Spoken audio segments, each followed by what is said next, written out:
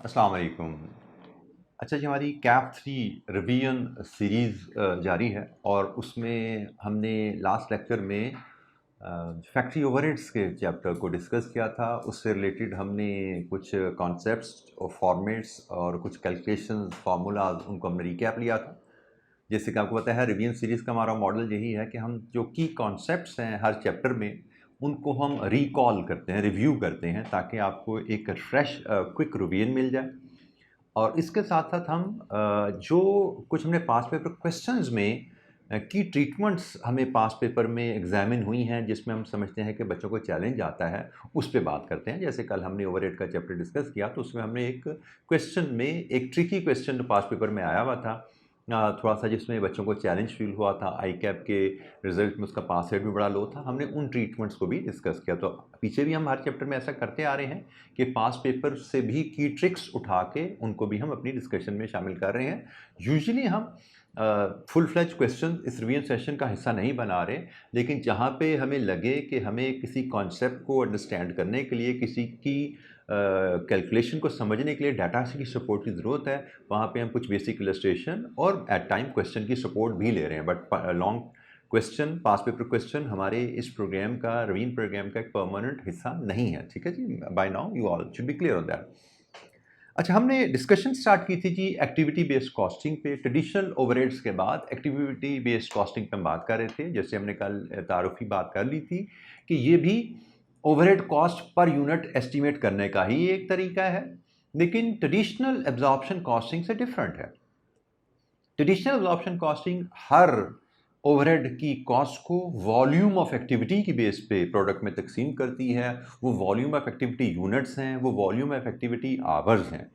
सो traditional absorption costing हर cost को our से या यूनिट से लिंक कर देती है, लेकिन एबीसी कहती है कि भाई हर कॉस्ट का ताल्लुक यूनिट या आवर से नहीं होता। There are certain other cost drivers as well. There are certain other activities या जिसको उसने जो टर्म यूज़ करते हैं कॉस्ट ड्राइवर्स, जो कि कॉस्ट को ट्रिगर करते हैं, जिसकी एग्जांपल कल हमने रिकॉल की थी। Plant setup cost, inspection cost, जो हमने एग्जाम्पल के तौर पे बात की थी, ये ऐसी एक्टिविटीज़ हैं जिनमें कॉस्ट तो लगती है ओवरहेड की मद में, लेकिन इनका ताल्लुक आवर्स या यूनिट्स से नहीं होता। तो हम एबीसी के रेफरेंस से जब बात को लेके चलते हैं, तो कॉन्सेप्ट क्या है कि भाई यूनिट्स नहीं है, एक्टिविटीज़ हैं जिनकी वजह से खर्चा होता है। जैसे आप मटेरियल हैंडलिंग है is an activity, material ordering है is an activity, machining is an activity, production scheduling and dispatching is an activity. So हर एक कॉस्ट का ताल्लुक यूनिट से नहीं है। देर आर सर्टन एक्टिविटीज़ जो प्रोडक्ट बनाने के लिए, मशीन चलाने के लिए आपको करनी पड़ती हैं, उन एक्टिविटीज़ की वजह से खर्चा होता है।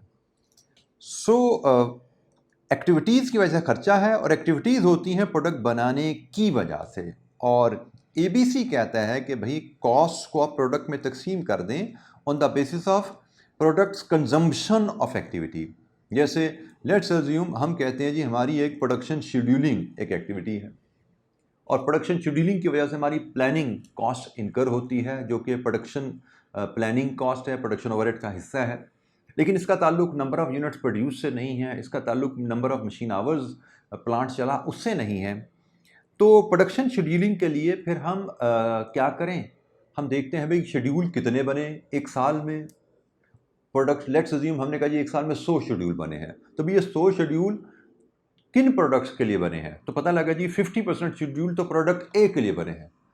तो भाई ए के यूनिट्स 100 बने हैं या 1000 बने हैं, इससे फ़र्क नहीं पड़ता। शेड्यूलिंग कॉस्ट का ताल्लुक शेड्यूल बनाने से है। 50% शेड्यूल अगर प्रोडक्ट ए के लिए बने हैं, ए के यूनिट जितने मर्जी बने हैं, प्रोडक्शन शेड्यूलिंग का खर्चा आधा आप चार्ज कर दें प्रोडक्ट ए को। तो this is the basic concept. ठीक है कि आप यूनिट्स को न देखिए, आवर्स को न देखिए, आप एक्टिविटीज़ को देखिए जिनकी वजह से खर्चा हुआ, और वो एक्टिविटीज़ किस प्रोडक्ट के लिए परफॉर्म की गई। जिस रेशो में एक्टिविटीज़ प्रोडक्ट्स में तकसीम होती हैं, उस रेशो में उन एक्टिविटीज़ का खर्चा प्रोडक्ट में तकसीम कर दीजिए। ये इसकी एग्जांपल है। जैसे आप इसको मैं थोड़ा मज़ीद अगर सिंप्लीफाई करूँ, तो हम ट्रेडिशनल एब्जॉर्प्शन कॉस्टिंग में एक और अंदाज से देखने के लिए इसको, ट्रेडिशनल एब्जॉर्प्शन कॉस्टिंग में हम ओवरहेड्स को डिपार्टमेंट्स में तकसीम करते थे, कॉस्ट सेंटर में बनाते थे डिपार्टमेंट्स को, और फिर डिपार्टमेंट से अब्जॉर्प्शन रेट की मदद से कॉस्ट को हम प्रोडक्ट में चार्ज करते थे। लेकिन एबीसी में हम कॉस्ट सेंटर डिपार्टमेंट्स को नहीं बना रहे, हम कॉस्ट सेंटर्स, कॉस्ट पूल्स जो बना रहे हैं वो एक्टिविटीज़ के बना रहे हैं। ट्रेडिशनल एब्जॉर्प्शन कॉस्टिंग में कॉस्ट पूल बनते थे, ग्रुप्स बनते थे डिपार्टमेंट वाइज। यहाँ पे कॉस्ट पूल बन रहे हैं एक्टिविटी वाइज, जैसे मैं production scheduling is an activity, setup is an activity, inspection cost is an activity. तो इंस्पेक्शन के सारे खर्चे उस पूल में इकट्ठे कर लो, सेटअप के सारे खर्चे एक पूल में इकट्ठे कर लो, प्रोडक्शन शेड्यूलिंग के सारे खर्चे एक पूल में इकट्ठे कर लो। तो पूल्स जो बनते हैं, जो ग्रुप्स बनते हैं, जो कॉस्ट की एक्यूमुलेशन होती है वो एक्टिविटी वाइज होगी, डिपार्टमेंट वाइज नहीं होगी। और वहाँ से फिर हर एक्टिविटी का कॉस्ट ड्राइवर देखा जाएगा कि भाई मटेरियल हैंडलिंग का कॉस्ट ड्राइवर क्या है, प्रोक्योरमेंट का कॉस्ट ड्राइवर क्या है, सेटअप का कॉस्ट ड्राइवर क्या है। और फिर हर एक्टिविटीज़ में देखा जाएगा product A, B, C, let's assume 3 products हैं, तो मटेरियल मूवमेंट में कितनी रेशियो है। पता लगा जी हमने टोटल 100 मूवमेंट की हैं, जिनमें से 30, 40 एंड 30 तकसीम हुई हैं। पता लगे जी हमने टोटल परचेज ऑर्डर 500 किए हैं, तो जनाब इसमें से 200, 250 और 50। पता लगा जी सेटअप हमने टोटल 50 किए हैं, जिनमें से 20, 20 और 10 डिफरेंट प्रोडक्ट के लिए इस्तेमाल हुए। तो हमने प्रोडक्ट वाइज ये डिटेल बना ली, और हमने प्रोडक्ट वाइज हमें यहाँ पे रेशो मिल गई कि भाई जो ख़र्चा है मटेरियल हैंडलिंग का, इस बेसिस पे ये रेशो लेते हुए तकसीम कर दीजिए प्रोडक्ट एबीसी में। जो प्रोक्योरमेंट से रिलेटेड ख़र्चा है उसको इस रेशो में प्रोडक्ट एबीसी में तकसीम कर दीजिए, और सेटअप का जो ख़र्चा है उसको इस रेशो में प्रोडक्ट एबीसी में तकसीम कर दीजिए। यहाँ पे सम करोगे तो प्रोडक्ट ए के ओवरहेड आ जाएंगे, ये प्रोडक्ट बी के ओवरहेड आ गए, ये प्रोडक्ट सी के ओवरहेड आ गए।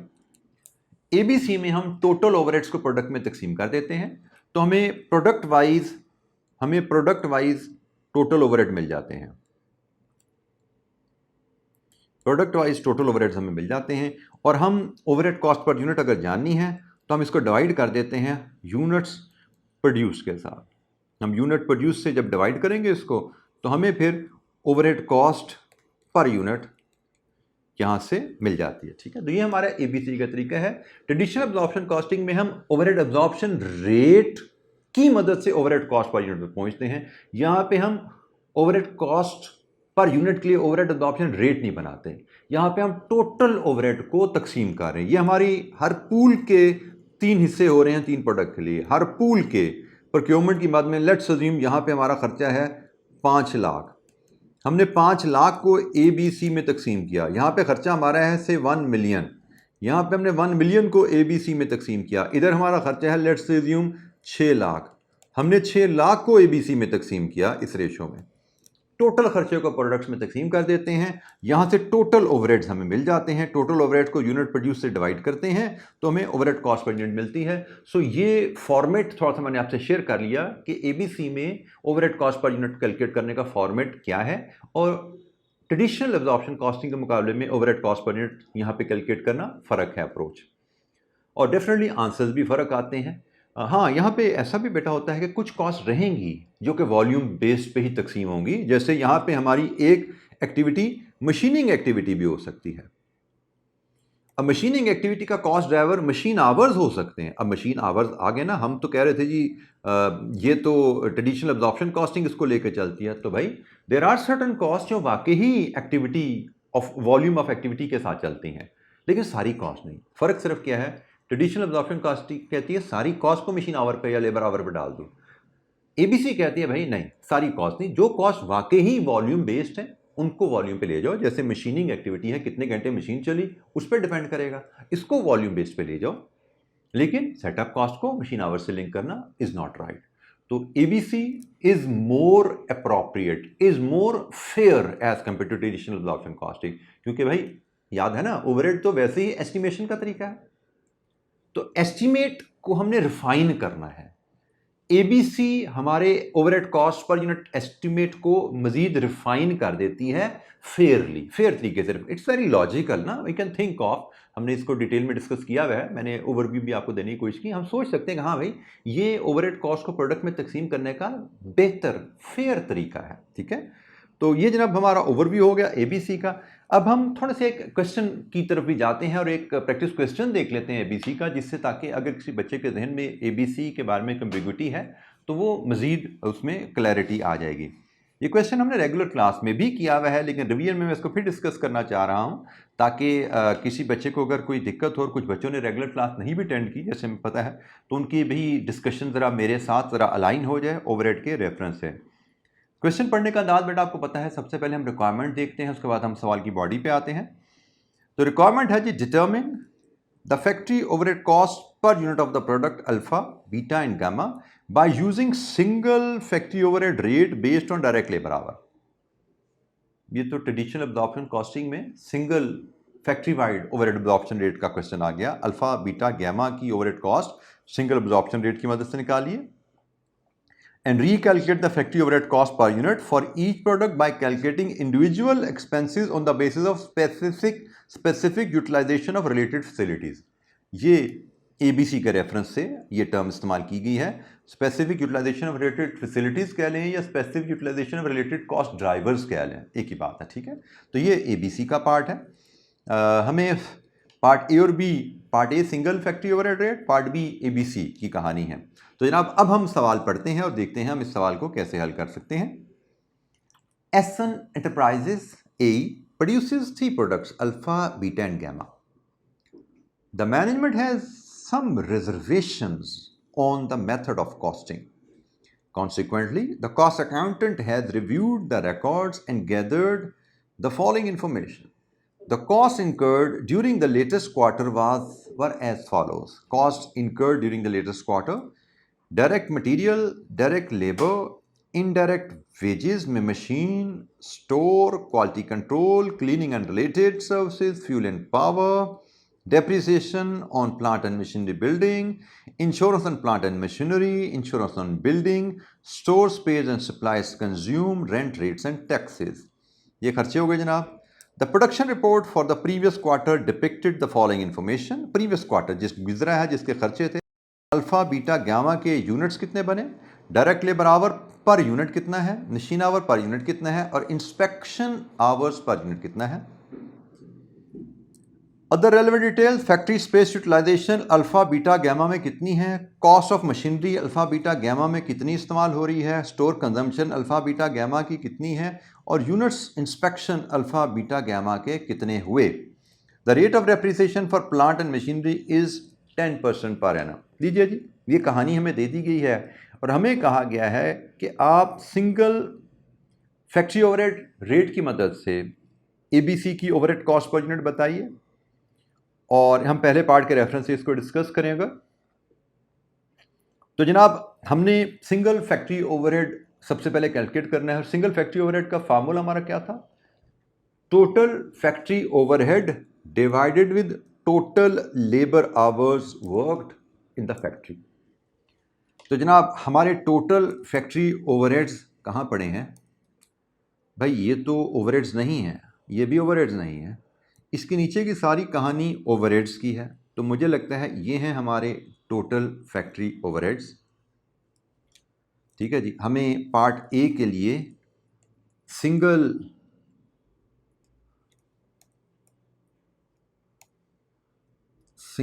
ओवरहेड एब्जॉर्प्शन रेट पर लेबर आवर निकालना है, और उसके लिए हमें तमाम ओवरहेड्स का, जैसे मैंने कहा, हमें टोटल कर लेना है। तो जनाब इन तमाम ओवरहेड्स का हम टोटल जब करते हैं तो ये बन रहा है जी, if I am not mistaken, it is 9488000, और इसको डिवाइड करने हैं टोटल लेबर आवर्स से। तो टोटल लेबर आवर्स हमें यहाँ पे मिल रहे हैं भाई 12,000 ज़रब 20, 20,000 ज़रब 5 और 45,000 ज़रब 4। तो ये मैं अगर वर्किंग में यहाँ पे अगर शो करूँ, 12,000 ज़रब 20, ये भाई यहाँ से सम होके आ रहे हैं, ठीक है। ये जो मैंने ब्रैकेट किया खर्चे, ये सम होके जा रहे हैं। और आवर्स मैं कैलकुलेट कर रहा हूँ, 12,000 20, 20,000 ज़रब 5 प्लस 45,000 ज़रब 4, ठीक है जी। तो ये जनाब हमारा यहाँ से सिंगल ओवरहेड एब्जॉर्प्शन रेट हमें मिल जाता है। सिंगल ओवरहेड एब्जॉर्प्शन रेट हमारा यहाँ से बन रहा है जी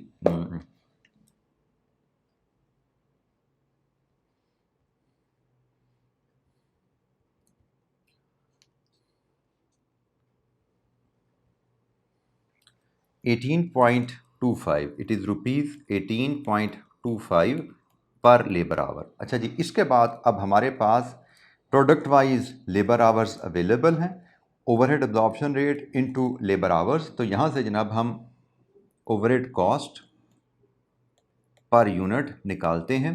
अल्फ़ा 20 मल्टीप्लाइड विद 18.25, बीटा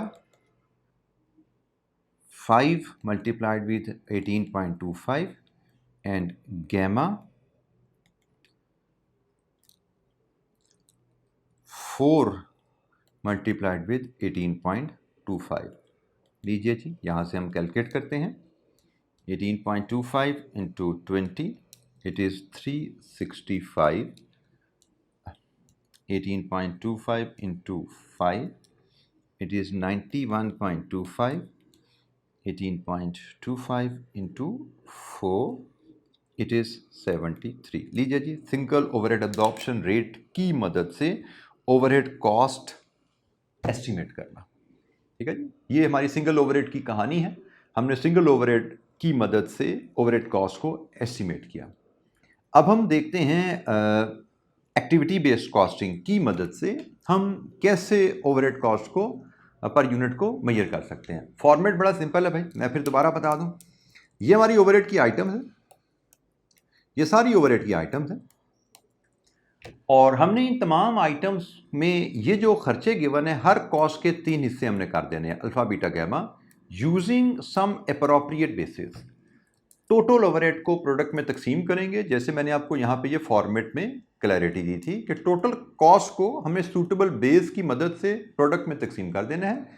फिर हमने यहाँ से टोटल ले लेना है हर प्रोडक्ट के ओवरहेड, फिर यूनिट प्रोड्यूस से डिवाइड कर देना है। ये है ओवरहेड कॉस्ट पर यूनिट जो हमें चाहिए इस क्वेश्चन में, ठीक है जी। तो हमें डिटेल अवेलेबल है जी, हम इस डिटेल के मुताबिक, ये जो लिस्ट है, इस लिस्ट के मुताबिक मैं यहाँ पे अगर शेड्यूल बनाऊँ,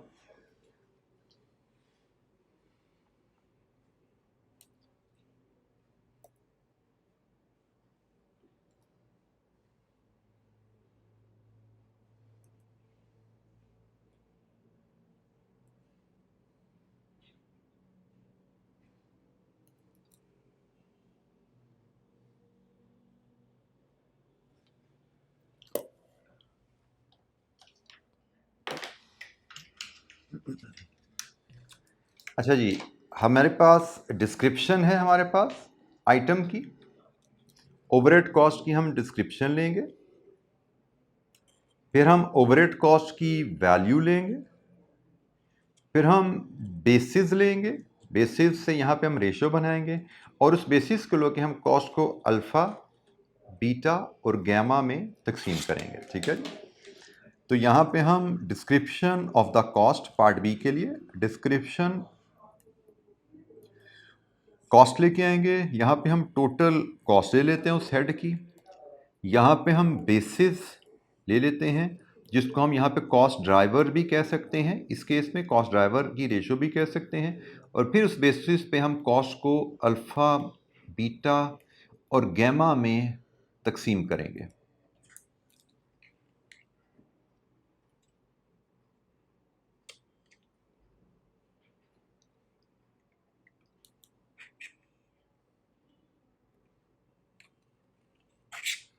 अच्छा जी, हमारे पास जो आइटम्स हैं कॉस्ट की, मैं अगर उनकी लिस्ट बनाना शुरू करूं तो इनडायरेक्ट वेजेस में हमारे पास काफ़ी लंबी लिस्ट है। इनडायरेक्ट वेजेस में हमारे पास काफ़ी लंबी लिस्ट है, हम लिस्ट के मुताबिक ही आइटम लेते हैं। मशीन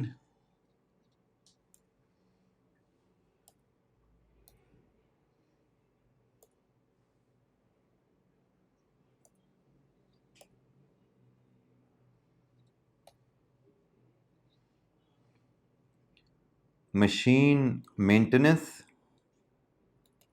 इसमें ख़र्चा हमारे पास है जनाब 6 लाख का। दूसरी कॉस्ट हमारे पास वेजेस में है स्टोर्स,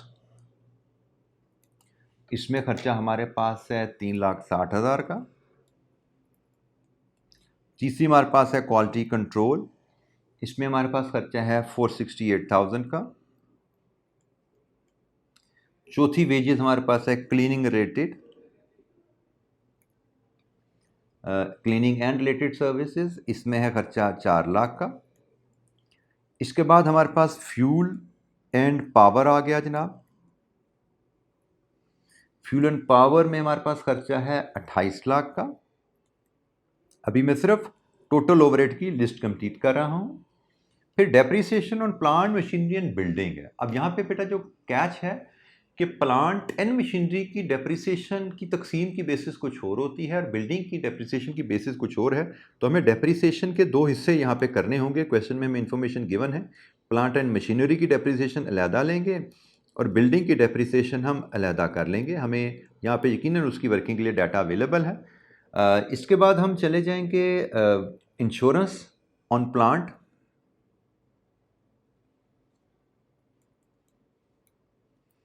डेप्रिसिएशन के 2 हिस्से क्या हैं वो भी हम देखेंगे। इंश्योरेंस जो है वो 2,40,000 की है प्लांट की।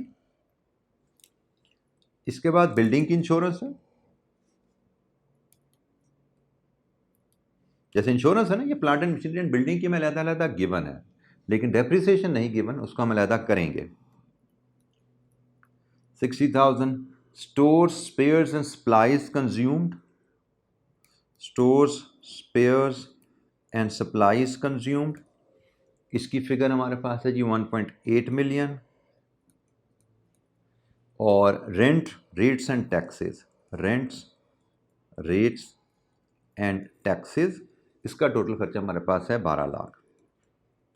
अच्छा जी, अब हमें सूटेबल बेस लेके आनी है और उस बेस पे हमने इन कॉस्ट को तकसीम करना है। तो हम बेस आइडेंटिफाई भी करते हैं और साथ साथ उनकी तकसीम के लिए जो रेशो है उसको भी मेजर कर लेते हैं। अच्छा जी, starting with machine maintenance. Machine की मेंटेनेंस पे जो खर्चा लगा उसको किस बेसिस पे तकसीम करना चाहिए, और बेसिस बेटा हमें यहाँ पे ये अवेलेबल हैं। बेसिस हमारे पास लेबर आवर्स हैं, मशीन आवर्स हैं, इंस्पेक्शन आवर्स हैं, फैक्ट्री स्पेस है, कॉस्ट ऑफ मशीनरी है, स्टोर कंजम्पशन है, नंबर ऑफ यूनिट्स इंस्पेक्टेड है। ये हमारी बेसिस हैं जो हमें गिवन है। हमें इन बेसिस पे इनको तकसीम करना है।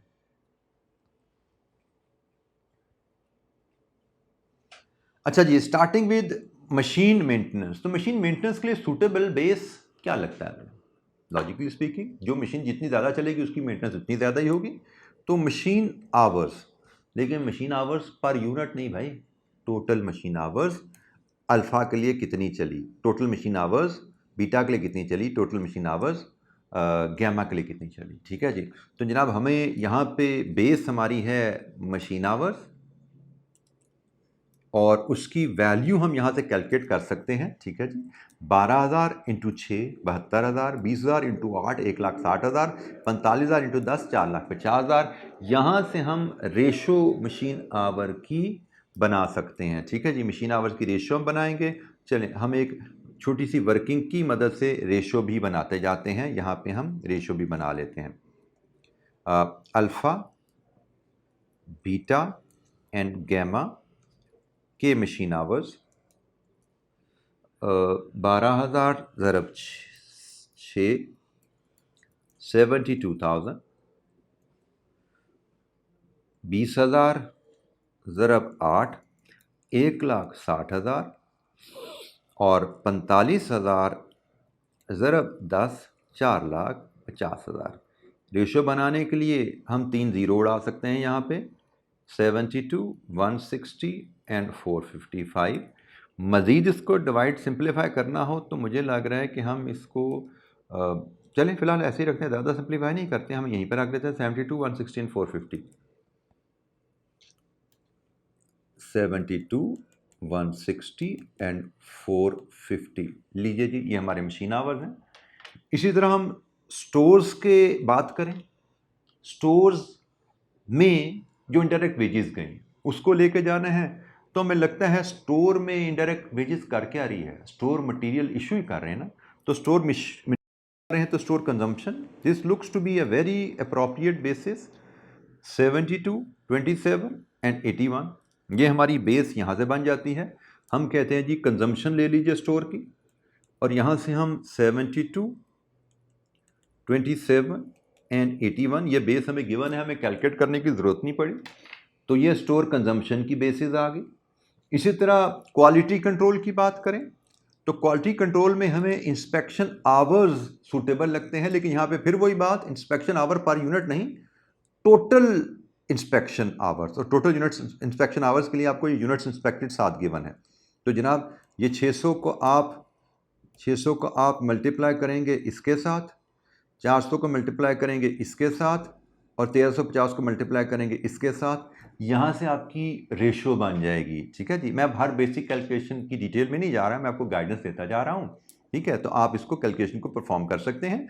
हमें खास सूटेबल बेस सेलेक्ट करनी होती है बेटा। ये इंस्पेक्शन आवर पर यूनिट है, और ये इंस्पेक्शन सारे यूनिट्स की नहीं हुई, हमें देखना है अल्फ़ा बीटा गैमा के कितने यूनिट्स की इंस्पेक्शन हुई। यहाँ से हमें इंस्पेक्शन आवर्स की बेस मिल जाएगी। क्लीनिंग की बात करें तो cleaning and related services building से रिलेट करती हैं, इसके लिए सूटेबल बेस स्पेस यूटिलाइजेशन निकलती है। ये जनाब अल्फ़ा बीटा गैमा की स्पेस यूटिलाइजेशन है, स्पेस यूटिलाइजेशन है। मैं यहाँ पे अब बेसिस लिख रहा हूँ, मैं रेशो अब नहीं बना रहा, रेशो मैं आपको गाइडेंस देता जा रहा हूँ। ठीक है, फ्यूल एंड पावर है। फ्यूल एंड पावर जनरली इसका ताल्लुक होता है मशीन के चलने से। यहाँ पे बेटा ख्याल कीजिएगा, हमें कहीं कहीं फ्यूल एंड पावर की जगह इलेक्ट्रिसिटी नजर आएगी, कहीं हीटिंग एंड लाइटिंग नजर आएगा। जहां पे electricity and heating and lighting है उसके लिए सूटेबल बेस फ्लोर एरिया होता है, क्योंकि electricity and heating lighting building के लिए इस्तेमाल होती है। पावर का वर्ड जब भी यूज किया जा रहा है तो ये मशीनरी प्लांट को चलाने के लिए इस्तेमाल होता है, और उसके लिए सूटेबल बेस मशीन आवर होती है। तो जनाब यहाँ पे अगेन बेस मशीन आवर आ गई। Depreciation plant and machinery and building, हमें इसको अलग-अलग करना है, ये मैं वर्किंग आपसे शेयर करता हूँ बेटा। हमें डेप्रीसिएशन बताया गया है plant and machinery and building की मिला के इतनी है, और फिर हमें मजीद जो इन्फॉर्मेशन दी गई है कि जी प्लांट एंड मशीनरी के डेप्रीसिएशन 10% है, और प्लांट एंड मशीनरी की कॉस्ट ये है जनाब। तो जनाब यहाँ से देखिए ज़रा, 6 मिलियन अल्फ़ा की डेप्रीसिएशन होगी प्लांट की, अल्फा की डेप्रीसिएशन 6 मिलियन, कॉस्ट है 6 मिलियन इंटू 10%, तो ये बनी जनाब 6 लाख। बीटा के लिए 4 मिलियन कॉस्ट है प्लांट की, 10% ये बनी 4 लाख। गैमा के लिए 3 मिलियन कॉस्ट है प्लांट की, इंटू 10% ये बनी 3 लाख। तो इसका मतलब प्लांट की टोटल डेप्रीसिएशन होगी 6, 4 और 3 1.3 मिलियन। 1.3 मिलियन तो होगी डेप्रीसिएशन प्लांट एंड मशीनरी की, जो कि तकसीम हो जाएगी तीनों प्रोडक्ट में। अल्फा 6 लाख, बीटा 4 लाख और गैमा 3 लाख। ये तो हमने कैलकुलेट कर ली कॉस्ट ऑफ प्लांट के ऊपर 10% के हिसाब से। अब बाकी डेप्रीसिएशन बची कितनी भाई, देख लो जरा। 15,60,000 में से हमने 13 लाख तो तकसीम कर दी, तो बाकी क्या बच गया? हमने 13 लाख तकसीम कर दी, वर्किंग के रेफरेंस से हम तकसीम कर चुके हैं इसको, बाकी बची 2,60,000। अब इसको हमने तकसीम करना है किस एरिया, किस बेसिस पे? बिल्डिंग है तो स्पेस यूटिलाइजेशन या एरिया की बेस पे। ठीक है जी, तो बाकी डेप्रिसिएशन 2,60,000 हमारी यहाँ पे ये तकसीम हो जाएगी। ठीक हो गया। Insurance plant and machinery, cost of plant. Insurance का ताल्लुक हमारा प्लांट की कॉस्ट से होता है, एसेट की कॉस्ट से होता है, तो ये कॉस्ट ऑफ प्लांट पे जाएगी। बिल्डिंग अगेन स्पेस यूटिलाइजेशन पे जाएगी। स्टोर स्पेयर कंजम्पशन ये एलोकेटेड है, ये हमें गिवन है जनाब, आप टोटल करके देख लीजिए। 720 जमा 270 जमा 810 टोटल करेंगे तो ये आपका ब्रेकअप 1.8 मिलियन पूरा हो जाता है। ये हमें प्रोवाइडेड है, ये हमें एलोकेटेड है, ये गिवन है हमें ये कॉस्ट की तकसीम आपस में। और rent rates and taxes again इसका ताल्लुक स्पेस से है। तो जनाब हमारे पास हर कॉस्ट है उसकी बेस हम डिस्कस कर चुके हैं। हर कॉस्ट की बेस हमारे पास है, कॉस्ट को उस बेस पे प्रोडक्ट में तकसीम करना है। यहां से हमने टोटल ले लेने हैं जी, ये हमारे पास प्रोडक्ट वाइज टोटल ओवरहेड यहां पे आएंगे।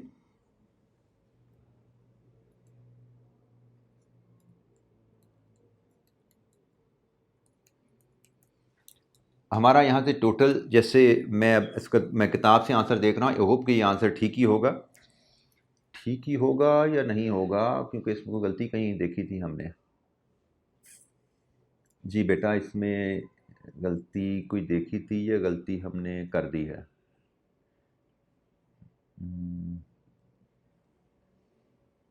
जी बेटा, गलती हमने कर दी है, गलती देखी नहीं, गलती हमने कर दी है। और गलती बेटा ये इस तरह की गलती क्वेश्चन में होती है, तो चलें ये गलती भी आपको सिखाने के लिए ही सही।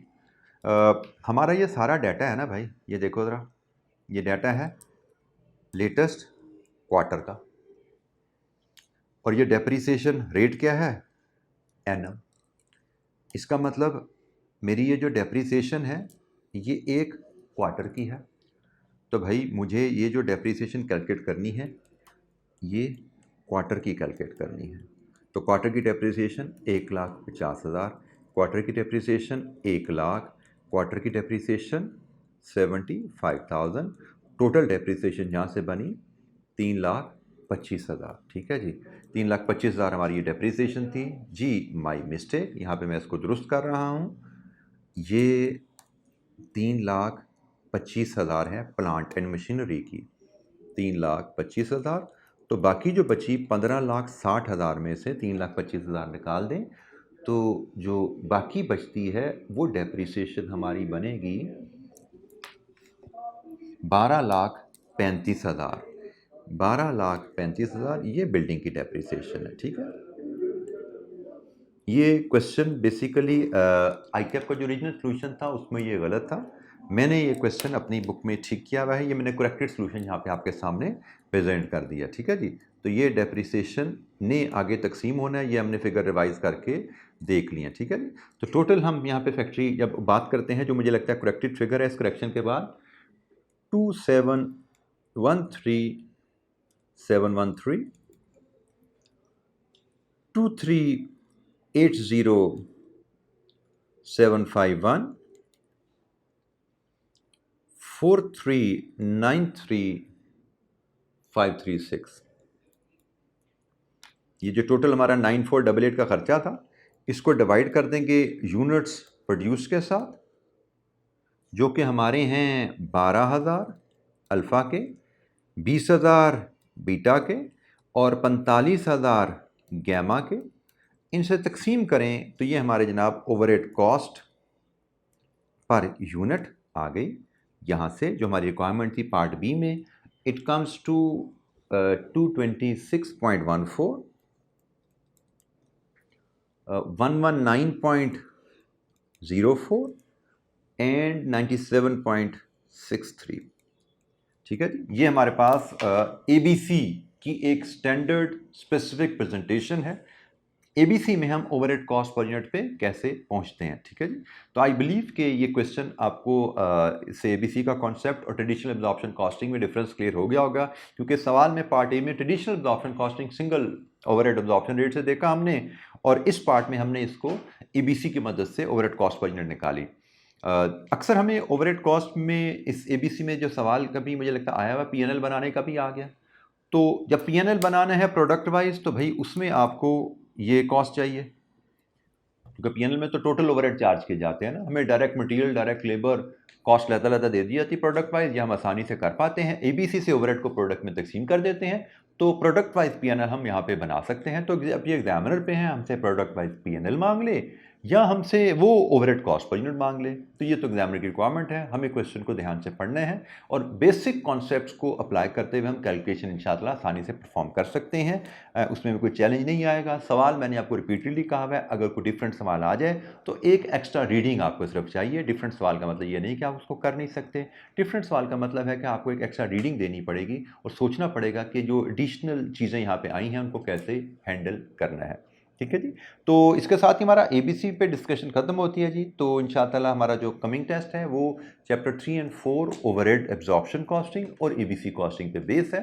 तो इंशाअल्लाह आपका नेक्स्ट टेस्ट जो कल होगा इन 2 चैप्टर्स को लेके होगा।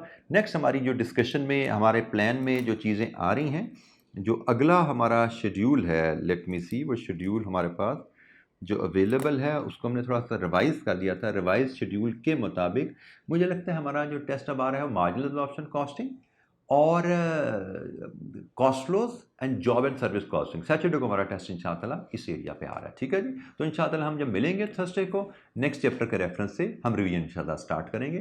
Thank you very much. अस्सलाम वालेकुम।